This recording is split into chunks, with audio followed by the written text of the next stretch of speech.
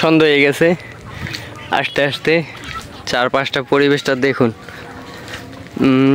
এই ঘের, একটা ঘের, এটা আমার এক ফুবার ঘের। মাছ, প্রচুর মাছ এটার ভিতরে আছে।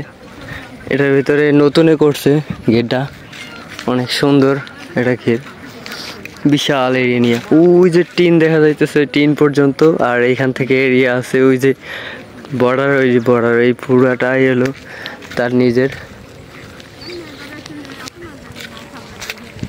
পরিবেশটা যতই আসে ততই ভাল লাগে। অনেক বছর পরে আসলাম এখানটায়, এরকমটা ছিল না আগে, আস্তে আস্তে নতুন হয়েছে। এখন সব জায়গায় নতুন নতুন ঘরবাড়ি, নতুন রাস্তা, নতুন বিল, সব কিছু নতুন লাগতেছে। এই সব কিছুই ছিল না আগে, নতুন করে হয়েছে ঘরবাড়ি। এই যে আস্তে আস্তে এখানে সবাই বসতে হয়ে যাব, এই অবস্থা। পুরোটা পানি আর পানি। এই সময় এখানেও লাল শাপলা হইতো, তো এটা ঘের করছে কারণে লাল শাপলার ঘের আরও ওই পাশে আছে, ওদিকেও পুরাটা ঘের। এটা হলো মাঝখান থেকে রাস্তা গেছে, বিলের মাঝখান থেকে পুরাটা হলো ঘের। এই রাস্তা দিয়েই সবাই যাতায়াত করে দূরবর্তী স্থানে, আর সবাই ব্যবহার করে নৌকা। যাদের ওইখানে বাড়ি, ওই যে নৌকা দিয়ে পারাপার হইতেছে। এইসব জায়গায় দূরবর্তী এলাকায় থাকার সময় নৌকা দিয়েই পারাপার হয় সব জায়গায়।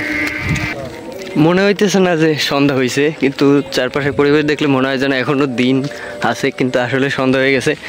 সূর্যটা দেখা যাইতেছে, এই যে আলো, আর এদিকটায় কিছুটা অন্ধকার হয়েছে, আর সব দিকে আধার আসতেছে আস্তে আস্তে। তা রাত্র হওয়ার আগে আমাদের এখান থেকে বের হতে হবে, কারণ অনেক দূর যাইতে হবে, তো এর জন্য তাড়াতাড়ি বের হতে হবে। কারণ রাত্র হয়ে গেলে এসব জায়গা দিয়ে মানুষজন খুবই একটা কম চলাচল করে, কারণ রাস্তাটা খুবই ঘেরের মাঝখানে, তো মানে একটা আপদ বিপদ হয়ে গেলে কারো কোনো ধরার হাত পা থাকে না।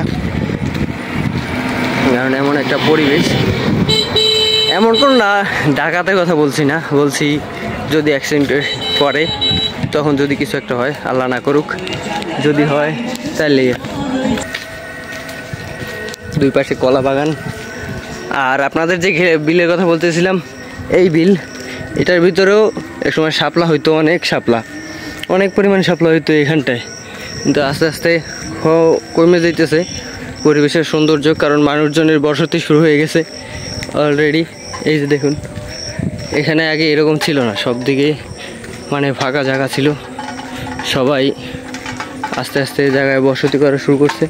মানে পরিবেশটা এত সুন্দর যা বলার বাহিরে, এর জন্যই সবাই আস্তে আস্তে আসে বসতির জন্য। সুন্দর পরিবেশে কেনা থাকতে মন চায় কার?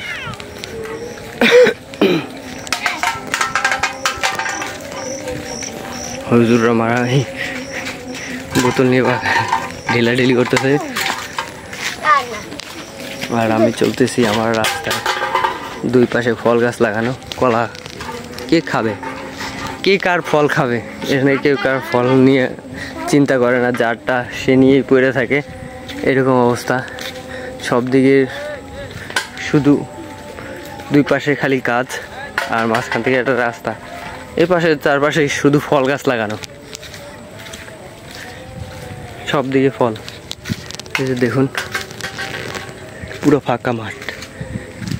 এরকম যদি মাঠ থাকতো, এই সময় পানির সিজনটা শেষ হয়ে যায়, তখন এখানে ধান চাষ করে, ধান লাগায়, বিভিন্ন ধরনের ফসল খায়। বেশিরভাগটা সময় ধানই হয় বেশি। আর এই পাশটায় আছে, এই যে এগুলো সব পরিষ্কার হয়ে যাবে যদি পানি শেষ হয়ে যায় তখন। আর হলো বেশিরভাগ মাছ চাষ করে, আর হলো চাষ করে ধান, এই দুইটাই বেশি হয়। দেখছেন অবস্থা।